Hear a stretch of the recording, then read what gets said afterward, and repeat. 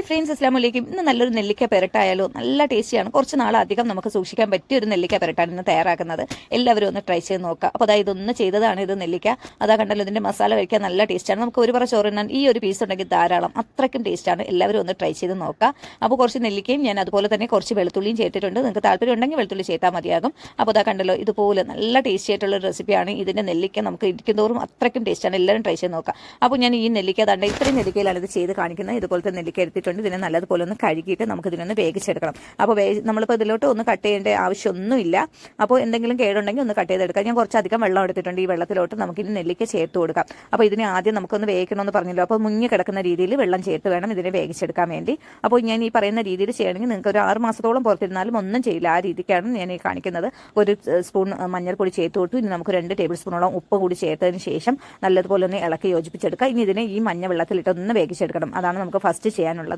അപ്പോൾ ഈ മഞ്ഞവെള്ളം ആയത് കാരണം ഇതിൽ എന്തെങ്കിലും ഇതൊക്കെ ഉണ്ടെങ്കിൽ ഒന്ന് മാറി കിട്ടുകയും ചെയ്യും. നമുക്കത് നല്ല നെല്ലിക്കയിൽ മഞ്ഞയൊക്കെ പിടിച്ച് കിട്ടുകയും ചെയ്യും.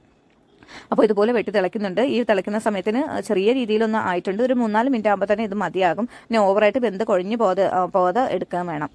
അങ്ങനെ ഞാൻ ഇത് താണ്ടെ കുറച്ചൊക്കെ സമയം കഴിഞ്ഞപ്പോൾ താണ്ടെ ഇതുപോലെ ആയിട്ടുണ്ട്. ഇത്രയൊക്കെ തന്നെ മതിയാവും എന്നാണ് തോന്നുന്നത്. ഞാനിപ്പോൾ ഫ്ലെയിം അങ്ങ് ഓഫാക്കിയിട്ട് വെള്ളം കളഞ്ഞ് ഞാൻ വെള്ളം വാർക്കാൻ വെച്ചിട്ടുണ്ട് ഒരു പാത്രത്തിലോട്ട്. ഒട്ടും തന്നെ വെള്ളം ഇല്ലാതെ ഇതുപോലെ ആയി കിട്ടിയിട്ടുണ്ട്.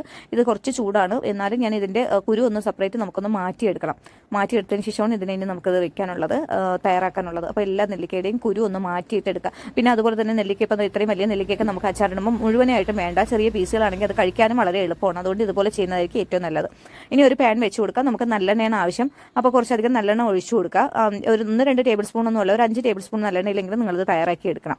അപ്പോൾ ഞാനിപ്പോൾ ഒരു 10-12 നെല്ലിക്ക എടുത്തുകൊണ്ടാണ് ഇത്രയും ചെയ്തത്. അപ്പോൾ നെല്ലിക്കയുടെ അളവ് കൂടുന്തോറും നല്ലെണ്ണയുടെ അളവും കൂട്ടിയെടുക്കണം. എന്നാലും ഓവറായിട്ട് എണ്ണ ഇതിലോട്ട് വേണ്ട. അപ്പോൾ നമ്മൾ കുറച്ച് കടുക് ചേർത്ത് കൊടുത്ത് കുറച്ച് ഉലുവ ചേർത്ത് കൊടുക്കുക. അപ്പോൾ ഇത് രണ്ടും പ്രധാനമായിട്ടും ചേർത്ത് കൊടുക്കാനുള്ളതാണ്. അപ്പോൾ ഉലുവയൊക്കെ ഉണ്ടെങ്കിൽ മാത്രമേ അച്ചാറുകൾക്ക് നല്ല ടേസ്റ്റ് കാണുള്ളൂ. അപ്പോൾ മറ്റൊരു പാൻ ഞാൻ എടുത്തു വെച്ചിട്ടുണ്ട്.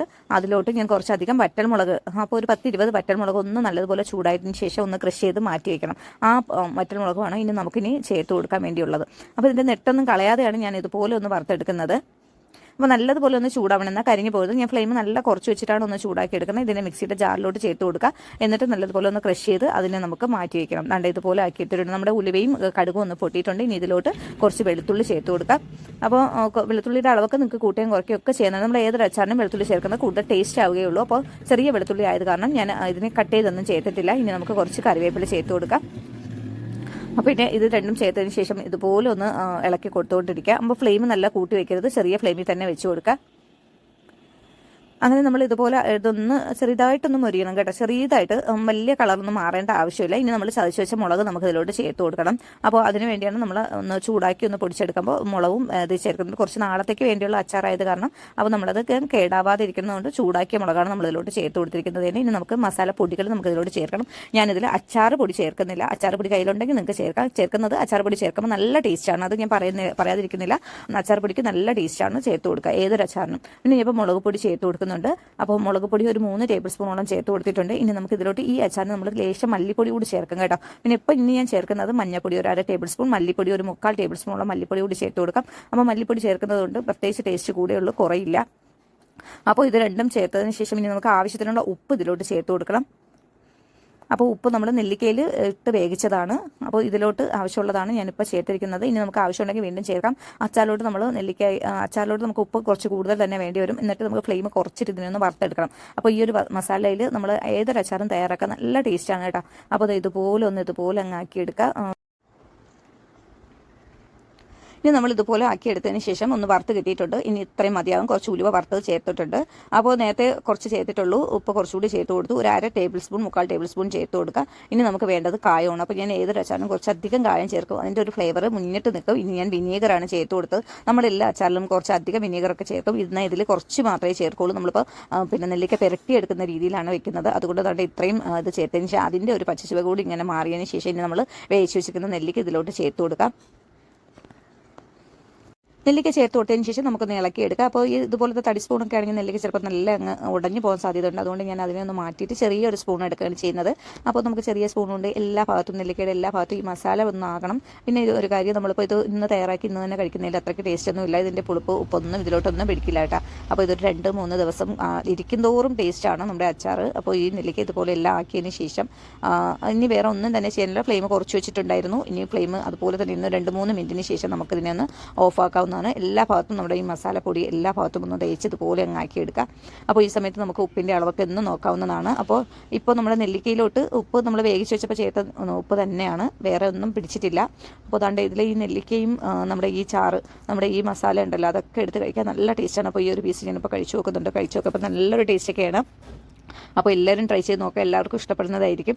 അപ്പോൾ അധികം ഒന്നും എരിവില്ല. നമ്മൾക്ക് അച്ചാർപ്പൊടി വേണമെങ്കിൽ ചേർക്കാം, അച്ചാർപ്പൊടി ഇല്ലെങ്കിലും ഇതുപോലെ അങ്ങ് ചേർത്ത് കൊടുത്താൽ മതിയാകും. എല്ലാവരും ട്രൈ ചെയ്ത് നോക്കാം. നമുക്കൊരു വെള്ള നെല്ലിക്ക അച്ചാർ തയ്യാറാക്കിയാലോ. വളരെ ടേസ്റ്റി ആയിട്ടുള്ളൊരു അച്ചാറാണിത്.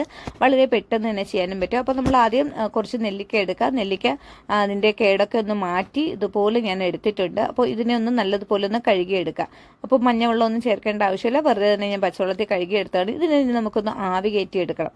അപ്പോൾ നിങ്ങൾക്ക് വെള്ളത്തിൽ വേണമെങ്കിലും വേവിച്ചെടുക്കാവുന്നതാണ്. അപ്പോൾ ഞാൻ ആവി കയറ്റിയാണ് എടുക്കുന്നത്. ഇതുപോലത്തെ ഇഡലി പാത്രത്തിലോട്ട് വെള്ളം വെച്ച് കൊടുത്തിട്ടുണ്ട്. ഈ തട്ടിലോട്ട് ഇതുപോലെ അങ്ങ് നിരത്തി വെച്ച് കൊടുക്കുക. അപ്പോൾ ഒരു 3-4 മിനിറ്റ് കഴിയുമ്പോൾ ഇതിൻ്റെ കളറൊക്കെ ഒന്ന് മാറി ഇതിൻ്റെ കുറച്ചൊന്ന് ഇളകി കിട്ടും. അപ്പോൾ നമുക്കതിൻ്റെ കുരു മാറ്റിയിട്ട് എടുത്താൽ മതിയാകും. അങ്ങനെ ഞാൻ ഇതൊന്നെ ഒന്ന് അടച്ചു വെച്ച് കൊടുത്തു. 2-3 മിനിറ്റിന് ശേഷം ഇതുപോലെ എടുത്തിട്ടുണ്ട്. അപ്പോൾ ഇതിൻ്റെ കുരു മാറ്റി നെല്ലിക്ക സെപ്പറേറ്റ് ആക്കി എടുക്കാം. അപ്പോൾ അങ്ങനെ നെല്ലിക്ക സെപ്പറേറ്റ് ആക്കി മാറ്റി വെച്ചതിന് ശേഷം ഞാനൊരു പാൻ വെച്ച് കൊടുത്തിട്ടുണ്ട്. ഇതിലോട്ട് ഇന്ന് ഞാൻ ചെയ്ത് കാണിക്കുന്നത് നല്ലെണ്ണയിലാണ്. നിങ്ങൾക്ക് വെളിച്ചെണ്ണ വേണമെങ്കിലും ചെയ്തെടുക്കാവുന്നതാണ്. കുറച്ചധികം നാളിരിക്കണമെങ്കിൽ നല്ലെണ്ണയിൽ ചെയ്തെടുക്കുക. അപ്പോൾ ആദ്യം തന്നെ കുറച്ച് ഉലുവ ചേർത്ത് കൊടുക്കുക. ഉലുവയോടൊപ്പം തന്നെ നമുക്ക് കടുകും ചേർത്ത് കൊടുക്കാവുന്നതാണ്. അപ്പോൾ അതൊക്കെ ഒരു 1/4 ടേബിൾ സ്പൂൺ അളവിൽ ചേർത്ത് കൊടുത്താൽ മതിയാകും. ഇത് രണ്ടും ഒന്ന് ചൂടായതിനു ശേഷം നമുക്കിനി കുറച്ച് ഇഞ്ചി ചെറിയ പീസായിട്ട് കട്ട് ചെയ്തതോ അതല്ല എന്നുണ്ടെങ്കിൽ നിങ്ങൾക്ക് ചെറുതായിട്ടൊന്ന് ചതച്ചെടുത്തതോ ആവാവുന്നതാണ്. അപ്പോൾ ഞാനിത് കുറച്ച് ചെറിയ രീതിയിൽ ഒന്ന് ക്രഷ് ചെയ്തെടുത്ത കുറച്ച് ഇഞ്ചി ചേർത്ത് കൊടുക്കുന്നുണ്ട്. അപ്പോൾ അതുപോലെ ചേർത്തതിന് ശേഷം പിന്നെ നമുക്ക് വേണ്ടത് വെളുത്തുള്ളിയാണ്. അപ്പോൾ അത് ഞാൻ മുഴുവനെയാണ് ചേർത്ത് കൊടുക്കുന്നത്. അപ്പോൾ അത് ചെറിയ വെളുത്തുള്ളി ആയത് കാരണം ഞാൻ അതിന് ചതയ്ക്കാനും നിന്നിട്ടില്ല. ഇതുപോലെ മുഴുവനെ അങ്ങ് ചേർത്ത് കൊടുക്കുക. അപ്പോൾ ഇത് രണ്ടും ചേർത്ത് കൊടുത്തതിന് ശേഷം നമുക്ക് ഇതിനെ ഒന്ന് വാട്ടിയെടുക്കുന്നതിന് ആവശ്യമുള്ള ഉപ്പ് കൂടി ചേർത്ത് കൊടുക്കണം. അപ്പോൾ ഇത് രണ്ടും ഒന്ന് മുരിച്ചെടുക്കണം. അപ്പോൾ നല്ല മുരിയേണ്ട ആവശ്യമില്ല, ബ്രൗൺ ഷെയ്ഡിലൊന്നും ആവേണ്ട ആവശ്യമില്ല. ചെറിയ രീതിയിൽ എന്നാൽ മുരിയേം വേണം. പച്ചയ്ക്ക് കിടക്കുന്ന രീതിയിൽ ചേർത്ത് കൊടുക്കരുത്. കുറച്ചധികം കറിവേപ്പില ചേർത്ത് കൊടുക്കുക. അപ്പോൾ ഉപ്പ് ചേർത്തു, പിന്നെ വെളുത്തുള്ളി ചേർത്തു, ഇഞ്ചി ചേർത്തു, കറിവേപ്പില ചേർത്തു. ഇത് ഇത്രയും ചേർത്തതിന് ശേഷം ഈ നല്ലെണ്ണയിൽ തന്നെ ഇതിനെ ഒന്ന് ചെറുതായിട്ടൊന്ന് വാട്ടിയെടുത്ത് മുരിച്ചെടുക്കണം. ഇനി നമുക്ക് പച്ചമുളക് ചേർത്ത് കൊടുക്കാം. അപ്പോൾ ഞാൻ പച്ചമുളകിൻ്റെ ഇത് ചെറിയ നടുക്ക് ഭാഗങ്ങളൊക്കെ ചെറുതായിട്ട് റൗണ്ടായിട്ടും പിന്നെ അങ്ങ് അറ്റെത്താവുന്ന ഭാഗത്തൊക്കെ ഇതുപോലെ അങ്ങ് ഇട്ട് കൊടുക്കുകയാണ് ചെയ്യുന്നത്. അപ്പോൾ 2 രീതിയിൽ നിങ്ങൾക്ക് ചേർത്ത് കൊടുക്കാവുന്നതാണ്.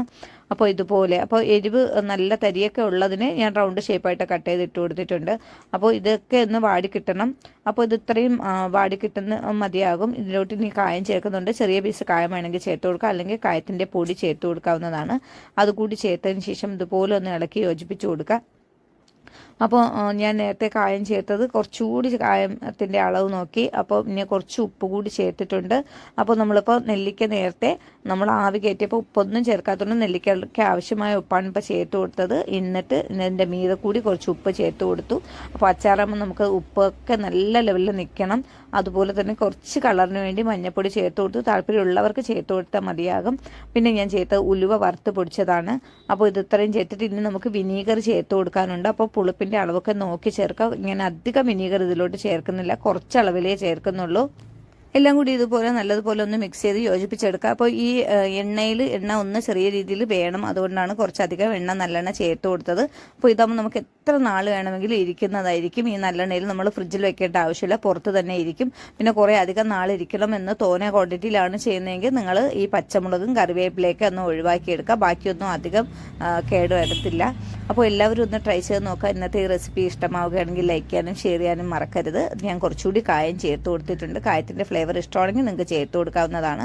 അപ്പോൾ ഇത് നല്ല ടേസ്റ്റി ആയിട്ടുള്ളൊരു നെല്ലിക്ക അച്ചാറാണ്. അപ്പോൾ ഇതെല്ലാവരും ട്രൈ ചെയ്ത് നോക്കുക. ഇന്നത്തെ ഈ വീഡിയോ ഇഷ്ടമാവുകയാണെങ്കിൽ ലൈക്ക് ചെയ്യാനും ഷെയർ ചെയ്യാനും കമൻറ്റ് ചെയ്യാനും മറക്കരുത്. സബ്സ്ക്രൈബ് ചെയ്യാത്തവരാണെങ്കിൽ ഒന്ന് സബ്സ്ക്രൈബ് ചെയ്തേക്കുക.